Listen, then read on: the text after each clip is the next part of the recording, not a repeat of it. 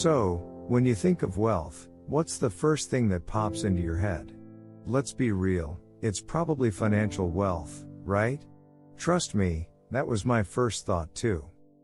Money, properties, all those material goodies, it's natural. But here's the thing, wealth isn't just about money.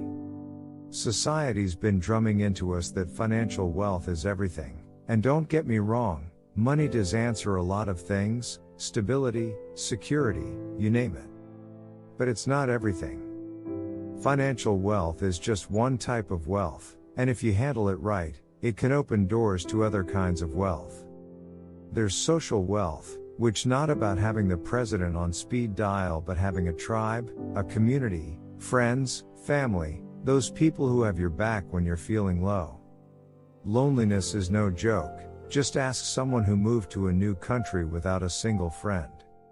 I've been there, my first year moving into London was no walk in the park. Now, let's talk about health wealth, both physical and mental. Can't stress this enough, especially mental health. Exercise, good nutrition, proper rest, these are non-negotiable. Without health, nothing else works. To fully experience any type of wealth, you need your health wealth in check. But let's dive into time wealth. Ever watched those videos about the $1 million morning routine? I have, thinking, this is it. This routine will get me to $1 million. Usually, it's someone waking up at 5 a.m., making coffee, and working out before heading to work. They're up at 5 a.m. to have a 2-hour wealth of time, meticulously timed and structured because, by 7 a.m., they are off to the corporate grind. Now, if you're in an intense corporate grind, you wake up at 5 a.m. to earn those 2 precious hours.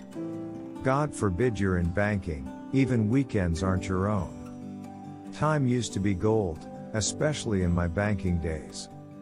You had to guard your weekends like a hawk. Financial wealth was pouring in, but time wealth was starving. Leaving the office when it's already dark, battling morning traffic, that was the routine.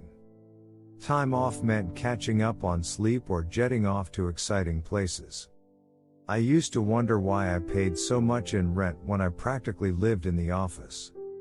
Now, I view time wealth differently.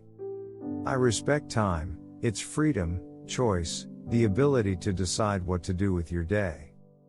Powerful, right? The ability to wake up, make your bed, brew your coffee, tend to your plants, and even take a walk to pick some flowers. That to me, is the $1 million morning routine. That's the goal, and that's the future. But how do you achieve time wealth? Once you understand wealth, your spending habits change. You're not just spending money, you're spending time for material things. If you're not from old money, you have to repurpose your financial wealth into time wealth, and that takes time, tears, and losses. It's not impossible. Understanding the power of time wealth changes your career decisions. Banking gave me thrills, connections, big meetings, landmark deals, but it cost me time wealth. It didn't work for me in the long run. Life requires sacrifices, and we all have our seasons. This isn't to tell you what you're doing is wrong. If I went back, I'd do banking again. But now, in my 30s, time wealth has to be part of the equation. And you realize how powerful passive income is for building time wealth. No matter how small, passive income buys you time and brings financial wealth without sacrificing the other kinds of wealth. I'm just grateful for the small things I can do in the abundance of time wealth. That homemade coffee might not be as fancy as a cafe's, but it's made by me, for me. In appreciating time wealth, I've learned to notice and appreciate small things and people, like the man who shows up every day with flowers, even on days when he doesn't sell. Because flowers make life beautiful. I hope this video gets you thinking on the kind of wealth you're working to achieve.